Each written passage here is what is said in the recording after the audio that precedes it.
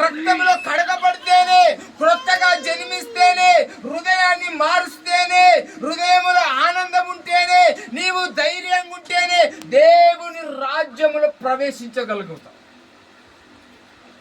తెరే చిరిగిపోయిందమ్మా, ఇప్పుడు లేదు తెరే. ఫస్ట్ ఆవరణంలోనే కూర్చో. యేసు ప్రభు చనిపో అతి పరిశుద్ధ స్థలమైన అతి పరిశుద్ధ స్థలంలోనే కూర్చో. పరిశుద్ధ స్థలం, అతి పరిశుద్ధ స్థలంలోకి వెళ్ళాలంటే ఎందుకు? అక్కడ ఎవరుంటారు? దేవుడు. సంవత్సరానికి ఒక్కసారే వెళ్ళాలి. ఎవరు వెళ్ళాలి? యాజకుడు పోవాలి. యాజకుడు అంటే నేనే పోవాలి సంవత్సరానికి. ఎందుకొరకు పోవాలంటే మీరెన్ని పాపాలు చేశారో అన్ని. ఒకసారి ఆ వాక్యాన్ని చదవండి. ఎబ్రీ పత్రిక 9:7 చదవండి. ఎబ్రీ పత్రిక 9:7.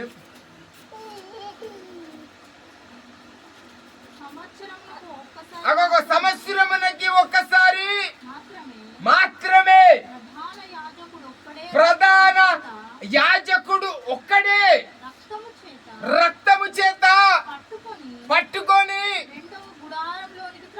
రెండవ గుడారములోకి ప్రవేశించాలి. ఆ రక్తము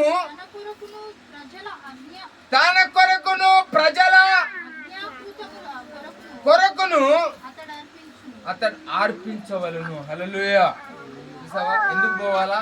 తన కొరకు, నా కొరకు, మీ పాపముల కొరకు రక్తాన్ని తీసుకొని ఆ తెరే అవతలికి పోయి అక్కడ దహన బలులు చేయాలి. నేను పోయేటప్పుడు ఎట్లా పోవాలో తెలుసా? నడుముకు ఒక తాడు కట్టుకోవాలా. ఏం కట్టుకోవాలి నడుముకి? సమయము అందులోకి పోయినాకనే నా సమయం వచ్చిందనుకో, నేను చచ్చిపోతాను.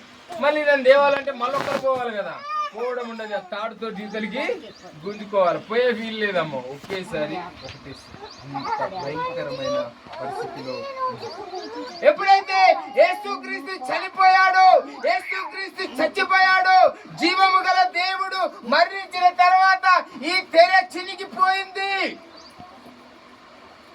ఇప్పుడు ఏమొచ్చిందంటే ఆయన రక్తం వలన మనము కూడా అవతలికి పోయే అవకాశం దొరికింది. చీకట్లో ఉన్న మనము, పాపములో ఉన్న మనము. చూడండి ఒక వాక్యము, పేతురు రాసిన పత్రిక 2:9 చదవండమ్మా. కొంచెం ఫాస్ట్ గా. 1 పేతురు 2:9. అయితే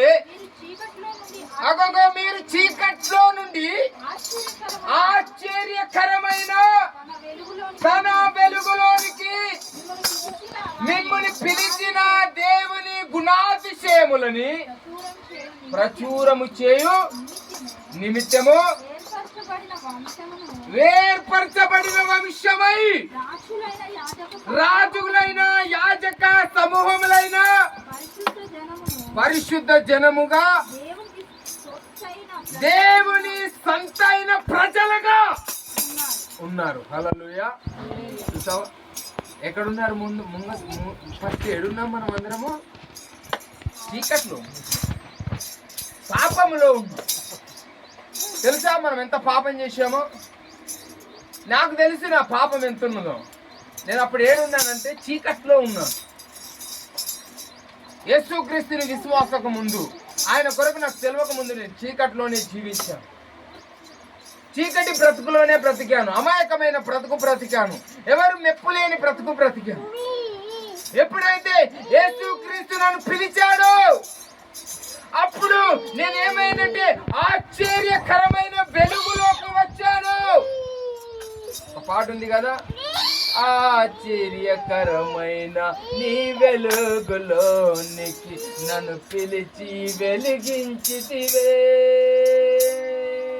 నీ గుణాతిశయముల్ ధరణి ప్రచరింప ఏర్పరచుకుంటివే. ఒక ఆశ్చర్యకరమైన వెలుగులోకి నన్ను పిలిచి ఆ దీప స్తంభముని వెలిగించాడు. ఓ ప్రియమైన బిడ్డ, చీకట్లో నుండి వెలుగులోకి రా అంటే మనం ఏం చేస్తున్నామంటే మళ్ళా చీకట్లోకే పోతున్నాం. హల్లెలూయా.